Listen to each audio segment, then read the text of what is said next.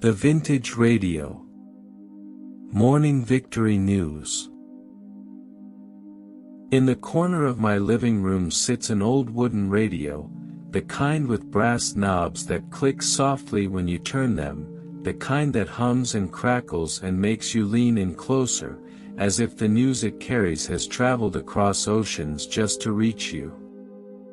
I keep it on a low shelf by the window, next to a small vase of dried flowers and a photo of my father in uniform. The radio doesn't work anymore, the dial is stuck, and the speaker is full of dust, but sometimes I run my fingers across its surface, tracing the scratches and dents that tell stories I never heard in full. My father told me once that this radio was the first thing he ever bought with his own money.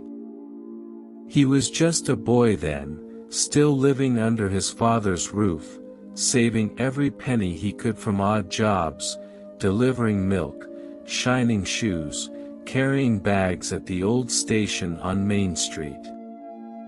He wanted the radio more than anything, he said, because he wanted to hear the world outside their small town. He wanted voices from far-off cities, music that made him dream, and news that made him feel less alone in a quiet house. He brought it home wrapped in brown paper. His mother scolded him for spending so much, foolish boy, who needs to know what strangers have to say. But his father just nodded, turned the dial with careful fingers, and let the soft static fill the kitchen.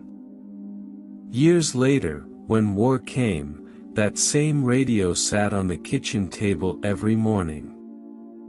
My father, now a young man in uniform, would sit beside my grandmother as they listened for any scrap of good news.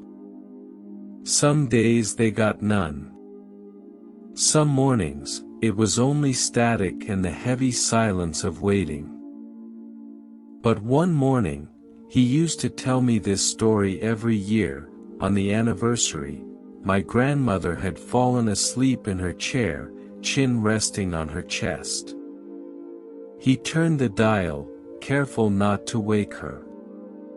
Outside, the sun was just rising, slanting through the thin curtains like pale gold. The kitchen smelled of cold tea and yesterday's bread. Then, through the crackle and hum, he heard it, a voice, steady and bright, "This morning, our forces have taken the city. The war is ending." He sat very still, afraid it would disappear if he moved. He said the light felt different that day, softer somehow, like it knew relief had come. He shook his mother gently awake. She blinked at him, the lines on her face deeper than he'd ever noticed. When she heard the news, she didn't say a word, just pressed her hand to his cheek and nodded, as if she'd been holding her breath for years and had finally let it out. After he came home, the radio followed him from room to room, from that small kitchen to the first apartment he shared with my mother, and then to the house where I grew up.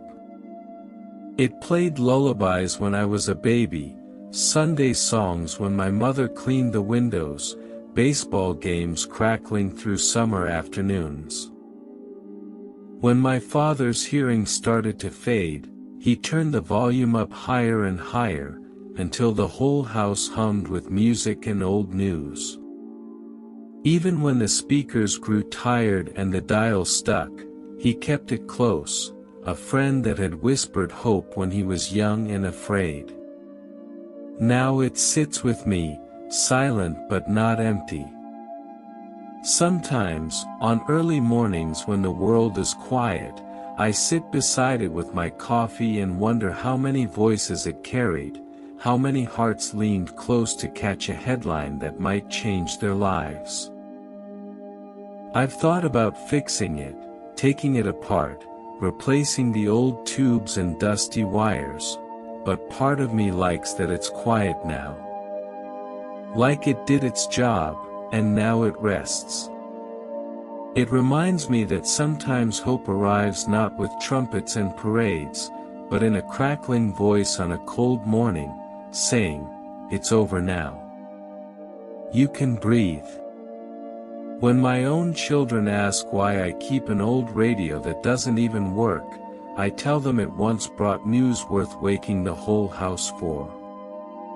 I tell them it held my father's dreams, his fears, and his relief, all humming through the same speaker that now hums nothing at all. One day, maybe they'll hold on to it too. Maybe they'll sit beside it on a soft morning and remember that even the smallest voice can carry a victory, and that sometimes, the news you wait for longest is the one that lets you live in peace again.